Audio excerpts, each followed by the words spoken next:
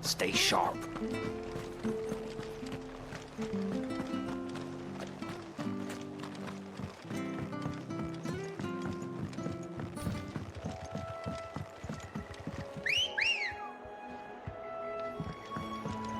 Ready, go? Yeah!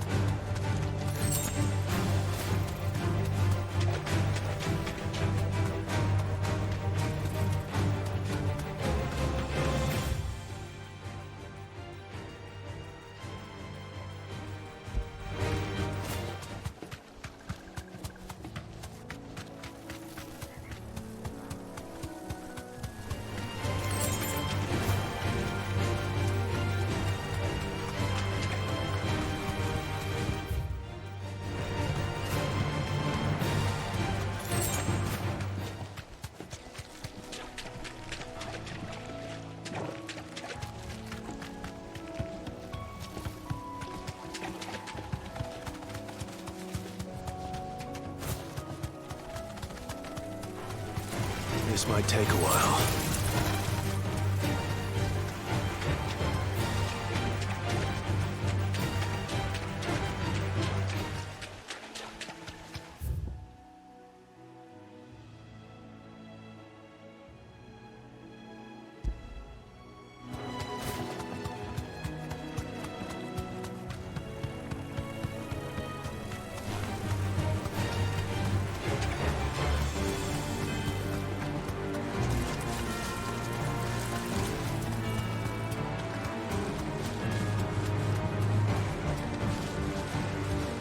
Safe.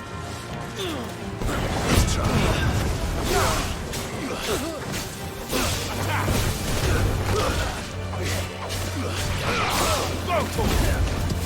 All yours, Chocobos. Over here.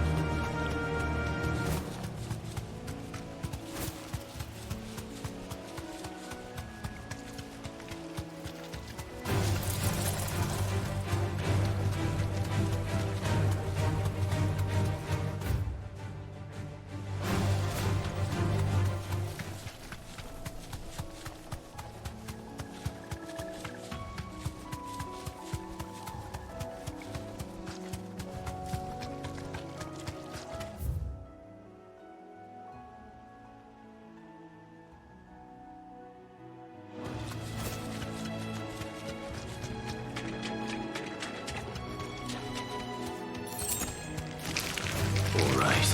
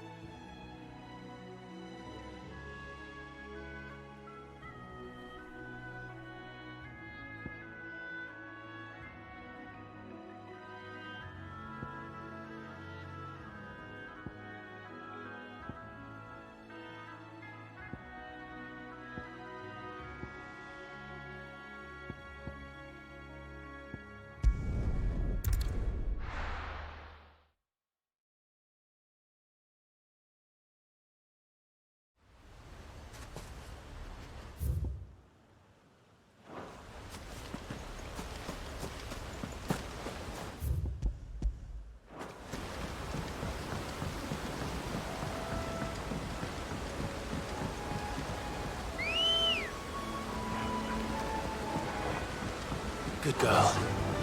Yeah!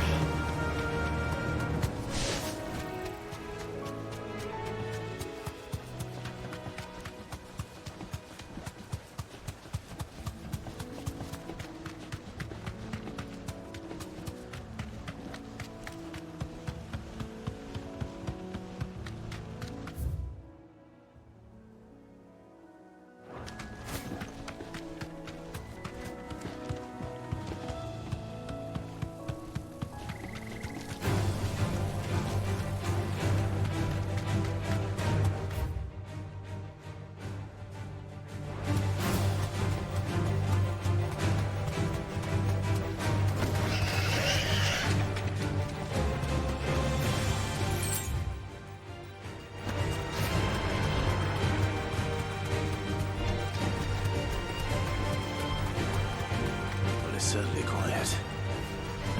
If I were giant antelope, it'd seem like just that.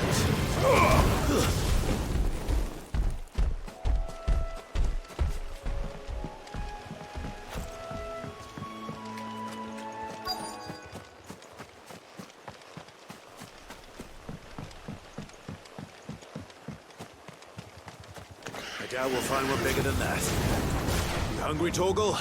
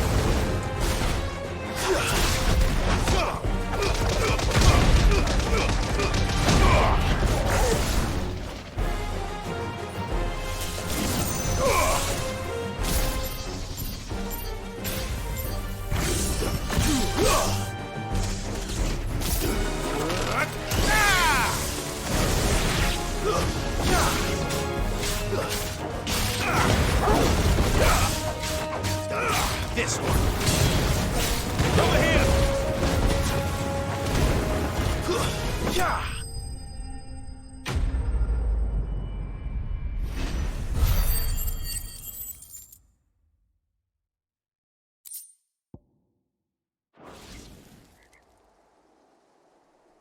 Now.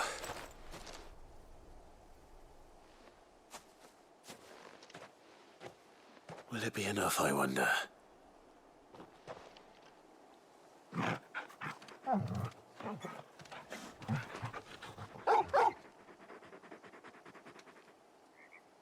I say that answers my question. Which means we owe the lawsman our thanks. You're just a big puppy, aren't you? A very big puppy.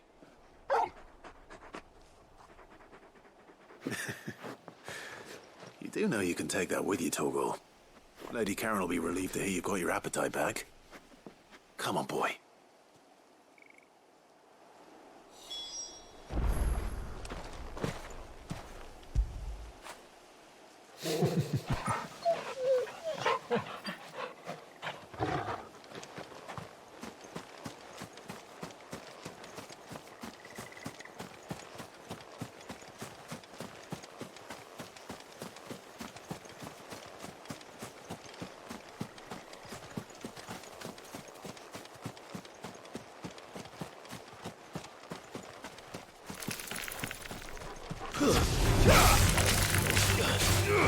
Get him!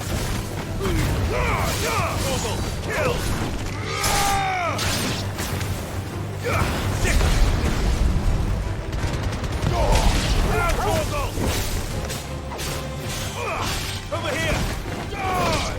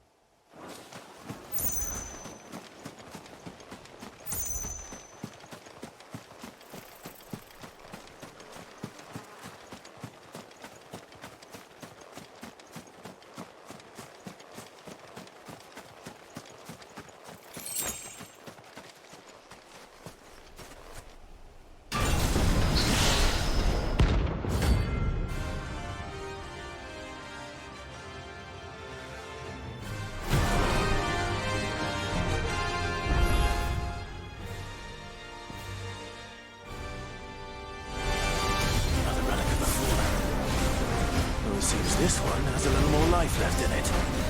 All right then.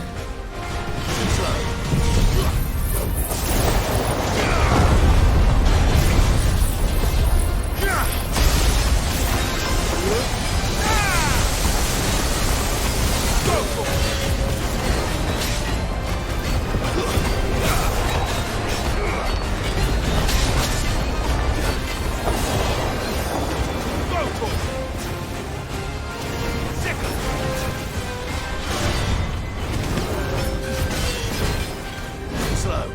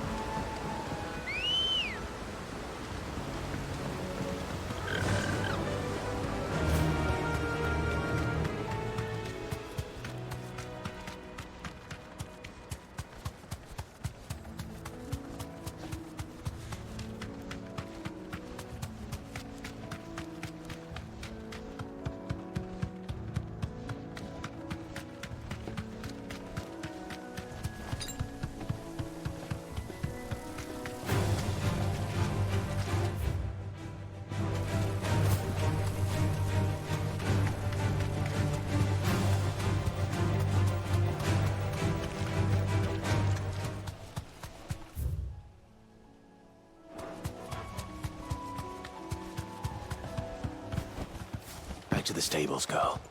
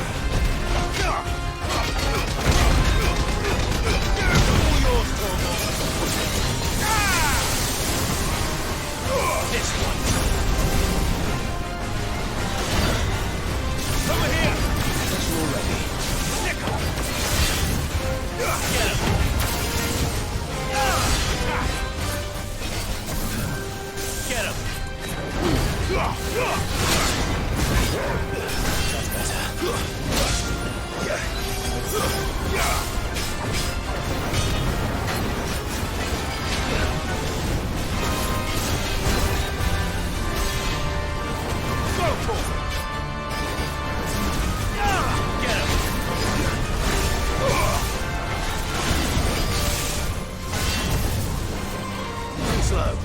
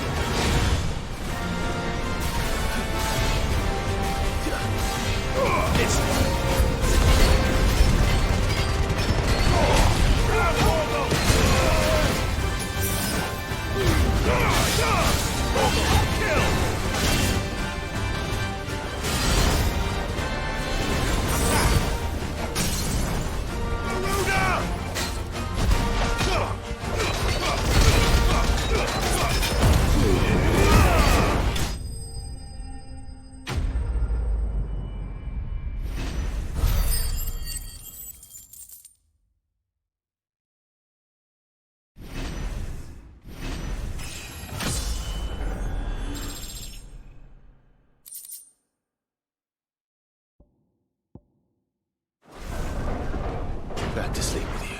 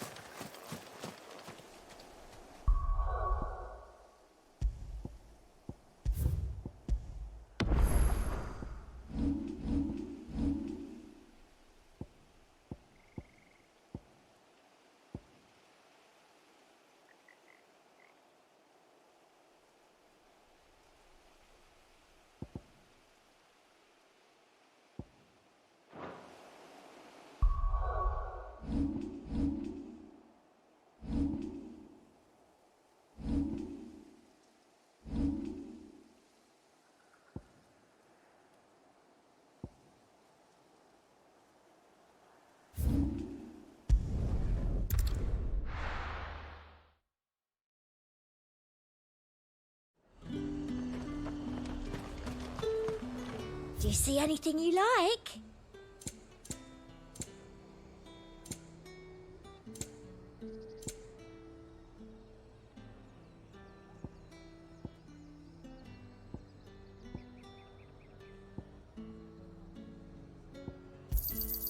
I do like a customer who knows what he wants. You've a keen eye.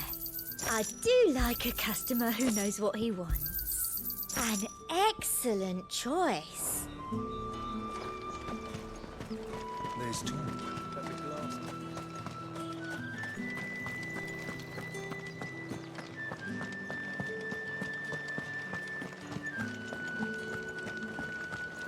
Did you hear? The gates to heaven. I want to see you. What am I going to do without sweet water and oil of talc? Still. Milady, I come bearing gifts. Gifts? Whatever is the occasion.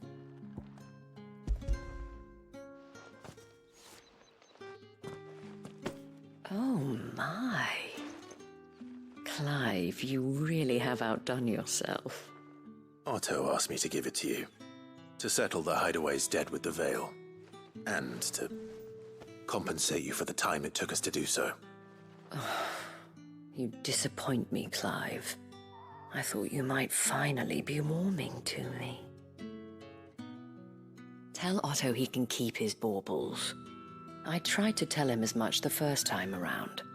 The man owes me nothing, nor does the Hideaway. My contribution to the restoration effort was made freely and willingly. It was the least I could do. You once told me Sid did you a kindness. I'd like to do the same.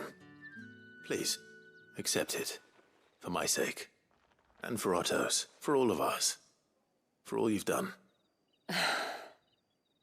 It is rather fetching, isn't it? Very well. Otto is lucky to have you, Clive.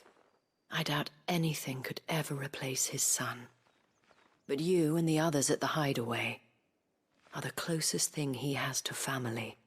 Otto had a son. Long ago, yes. Sid told me Otto lost him when he was just a boy, and blamed himself for not being able to stop it. I don't know how it happened, whether there was anything he could have done, but it was clear that it weighed heavily on him. I didn't know. How could you have? I doubt anyone did. Besides Sid, I've never met a man more keen to bear his sorrows in stoic silence. An ill habit, given that both have always been surrounded by friends desperate to help them. I'm beginning to see that.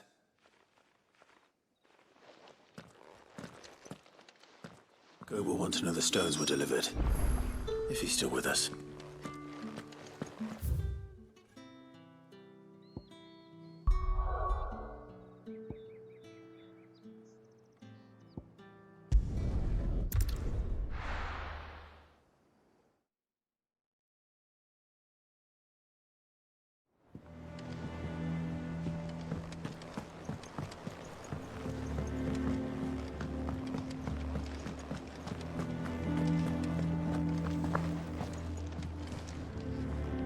I noticed you and Torgal had gone off somewhere. Take him for a walk, did you? You could say that.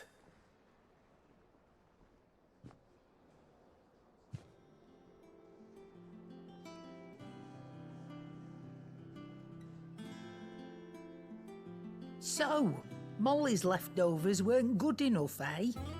That'll teach me for treating you like you're still a pup. All right, no need to shout. Now we know what you're after, I can see about getting some in. Speaking of which, I brought one for later. Can I leave it with you?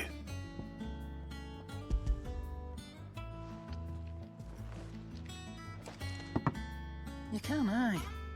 I'm nice like that. In return, you can thank Tomes for me. The bloody know-it-all. I was just on my way to see him.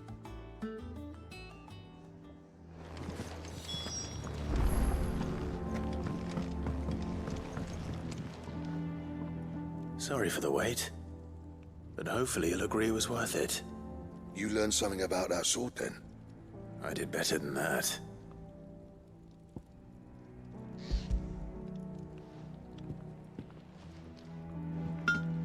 A whetstone?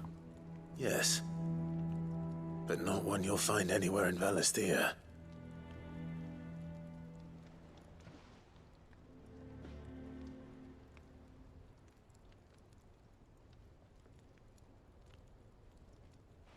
No wonder I couldn't get the same finish on the grinding wheel. One hit and all done, eh? Might not be so bad if all you ever fought were duels. Good luck on the battlefield. Your second opponent would be your last, no matter how good you were. Even so, is there some way it could be used to give the curse breakers an edge? I think so, yeah. With this whetstone and the right kind of steel, I could probably even make a twin of the blade that rattled me. But there'd be no replacing this little rock once I worn it down to a sliver. I reckon we get a dozen swords from it, if that.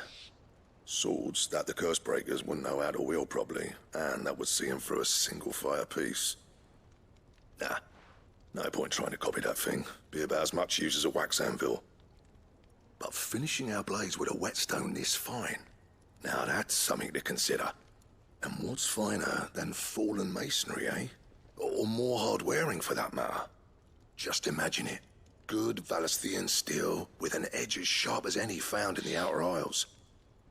I won't make a copy, nah. I'll make something much better.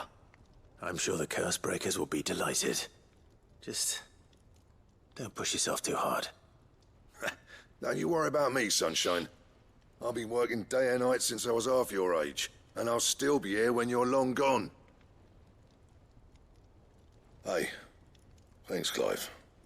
I mean it. I owe you one, August too. It's good to know someone's looking out for me. He'll be happy to hear you said that. And I'll see that my debt to you's paid. First new blade I make's got your name on it. You come and find me when you've got the materials. All right. I will.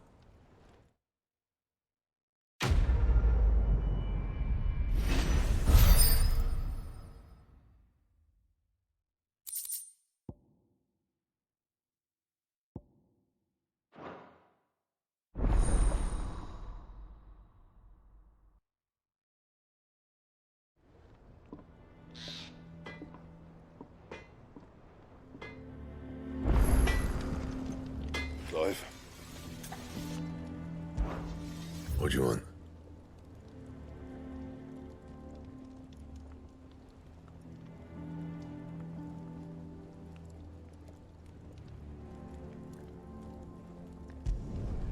No scratches, right?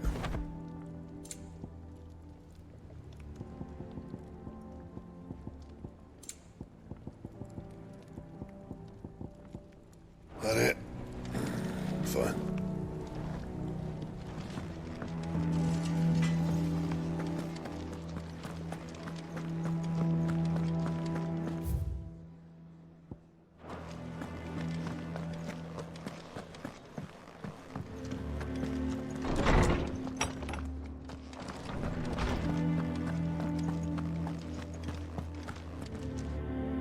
Ah, Clive. Were you able to locate your quarry? We were indeed, Lawsman. You pointed us in exactly the right direction. And Torgal's been a very happy hound ever since. Very good, very good. Lady Karen sends her thanks, by the way, for your part in solving the mystery. Ah. But that reminds me. After your last visit, I found myself pondering Torgal's talents. Do you recall our conversation concerning Lady Jill's role in Torgal's transformation? About how she somehow woke the power within him. Precisely that. A reasonable conclusion, I thought. But one which raised certain questions in my mind. You see, the Fenrir of legend served Shiva and Shiva alone. And while the powers attributed to him are certainly impressive, the records imply they are somewhat different in nature to those you described Torgal as having used. What are you suggesting? That Torgal may be the beneficiary of more than one Eikon's power. Consider that in addition to Lady Jill, he has served as a loyal companion to you, your brother, and even the late Cid. In short, the Eikons hitherto near at hand, or should I say at paw, have been diverse and plenty, and that number has only grown as the realm's dominance have fallen to your sword. One can but speculate as to how all of this has affected Torgal. He has seemed more fierce of late. And if I am not mistaken, he will grow fiercer still. We are fortunate indeed to be able to count him amongst our allies and not our adversaries. Oh, he's more than an ally. He's a friend.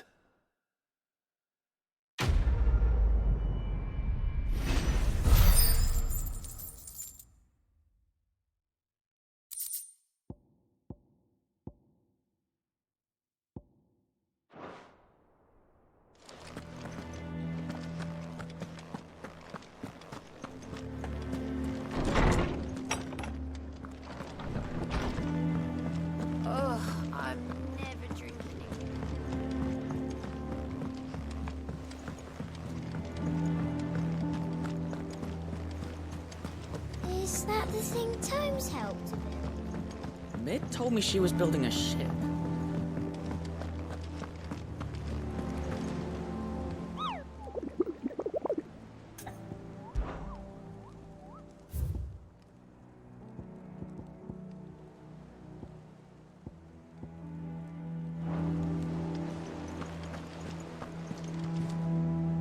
Good. Still alive, I see. So Lady Karen accepted the ruby. Ah, about that. I tried my best, but she was just too stubborn to take it. She threw it right back in my face, in fact, and told me I could stick my stupid stone where the sun don't shine. Karen refused payment. I hope it wasn't something I said. I'm sure you were as tactful as ever. Let me see what I can do. Oh, wonderful. I hope you have better luck than I did.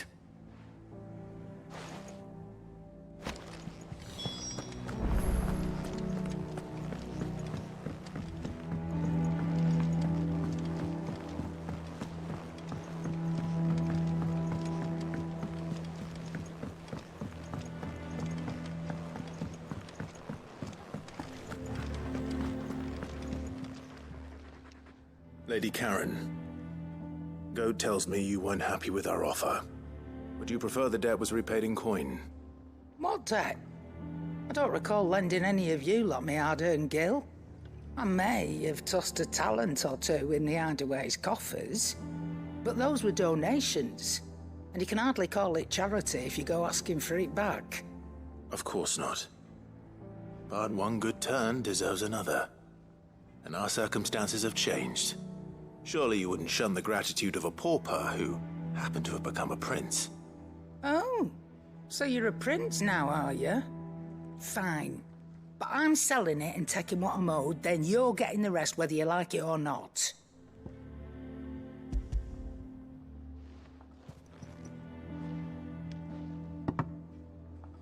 Where'd you even get this?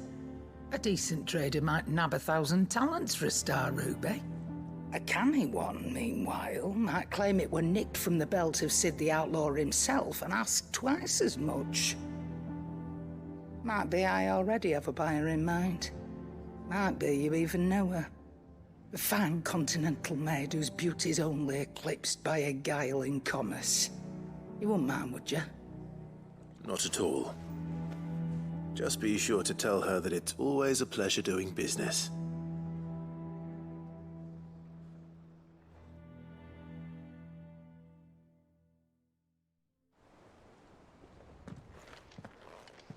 I hear you ended up delivering all 3 stones. Thanks to this lump. I sometimes wonder what I pay you for. Speaking of which, I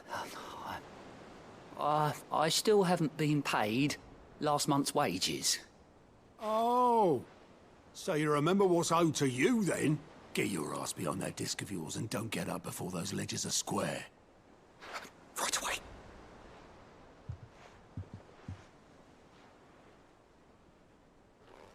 I've seen that before. You have, yeah. Plenty of times. It was the only goblet Sid ever used. Either out of habit, or because the filthy sod couldn't be bothered to find a clean one. I knew so little about him. Like most people. Martha and the Dame both seem to have fond memories of him. I bet they do. How long did you know Sid before he... before he died. 20 summers, give or take. Back in the day, I was a purser on a trade ship, which is where I met him. He bought passage to, I forget where. But having nothing better to do on the long nights, we set up drinking island rum till the morning bell dragged me back to my duties. Quit my post not long after that, on account of making a fine maiden's belly fat. But me and Sid stayed close, promising we'd one day sail the seas again. That was before fate stepped in and said she was having none of it. The magic woke inside my son soon after his first name day, and there was no hiding his knack. Couldn't you and your family have? My family were the ones who summoned the constable, wanted the monster taken away. I couldn't turn my back on him, forget what I felt, and I couldn't for the life of me understand how they could. Luckily, Sid was of the same mind as me. It was him who stood beside me when all I wanted was to tear the whole world down. Him who cried for me when I had no tears left of my own. Him who swore he'd do everything he could to stop it from happening again. And he was true to his word, too. Left the Royal Army once and for all. His ranks, his ribbons, gone. Just like that. Threw away everything he had. All to right a wrong that no one else had the courage to face. I knew then I'd follow that man to the ends of the earth.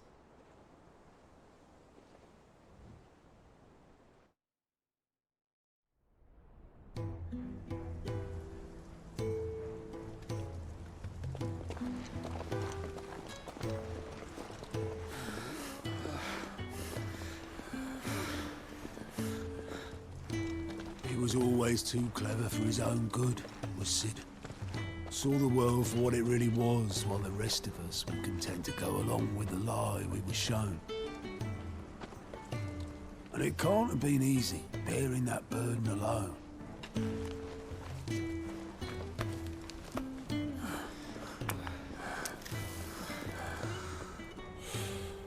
But he didn't let it stop him. He never lost faith in what he believed was right. And that gave us faith in him. Faith he'd steer us true. So I swore to myself that I'd always be right behind him, ready to catch the stubborn sod, if ever he should fall.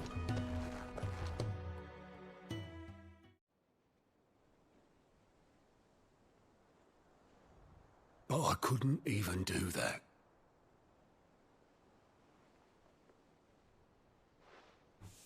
Ignore me. Just the ramblings of a tired old man. Leave that lot. I'll tidy it up in a bit.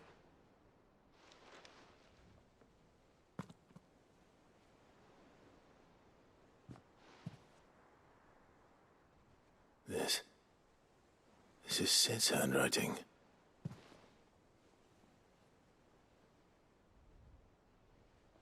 Dear Otto. I may be drunk, but I wanted you to know this place would be fucked without you. Love you, you grumpy old sod.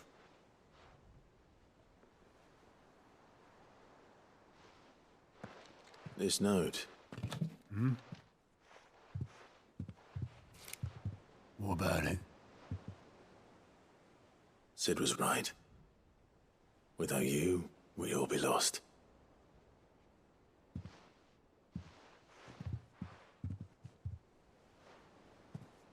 He should have bloody well said so then. Just once. Before he went. But then, why would he?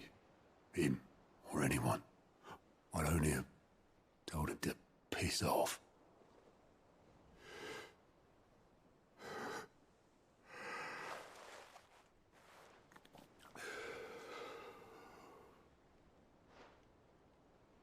You're wrong, though. Both of you. It was never just me keeping the hideaway afloat. It was all of us.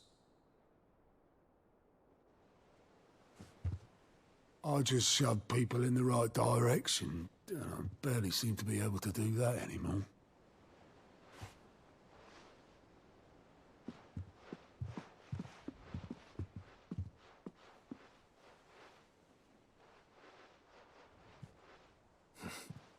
Would you rather goat were at the helm? Well, maybe I've got a few more years left in me. I'm going to hold you to that, Otto. Before you go, Sid would have wanted you to have this. But that's... This'll do me just fine.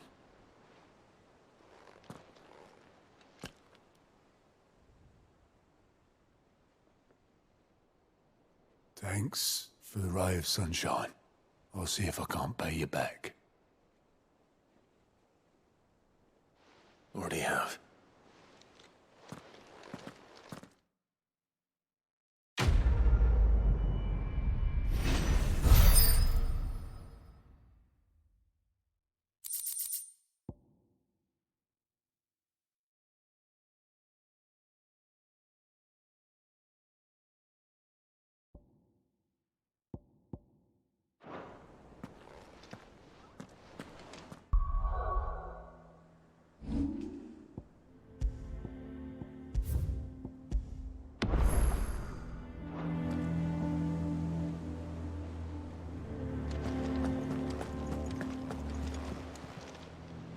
Oh, I wasn't expecting you back, son.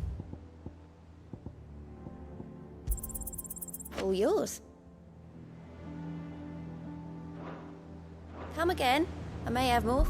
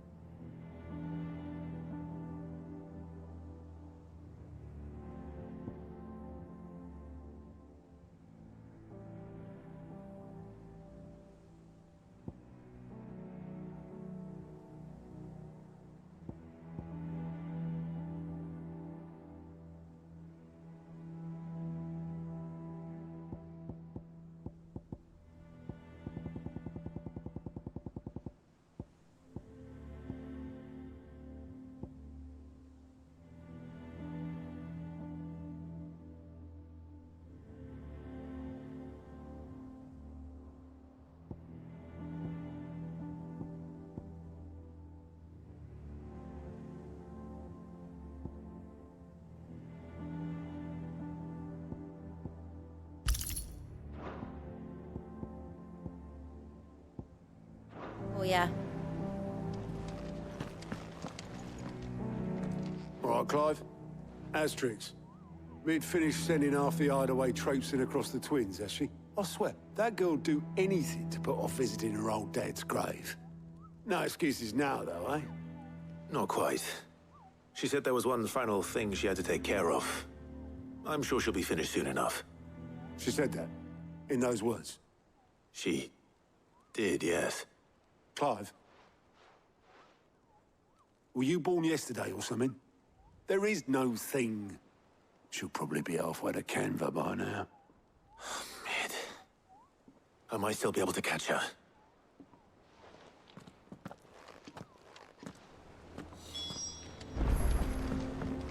Mid told me she was building a ship.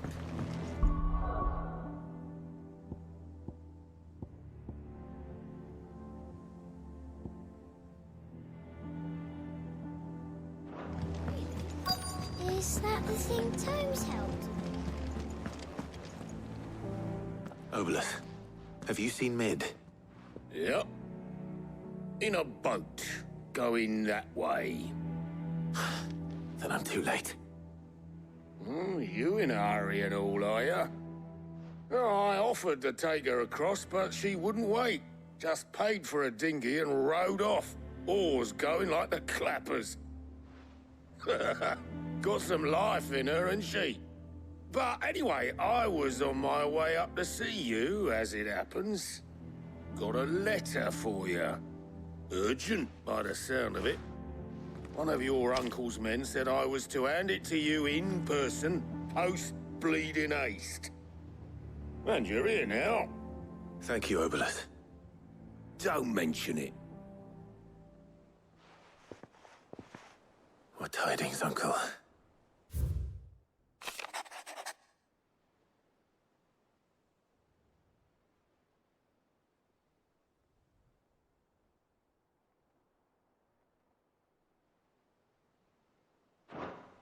Trouble in Canva. Well, I'll need someone to keep an eye on Mid.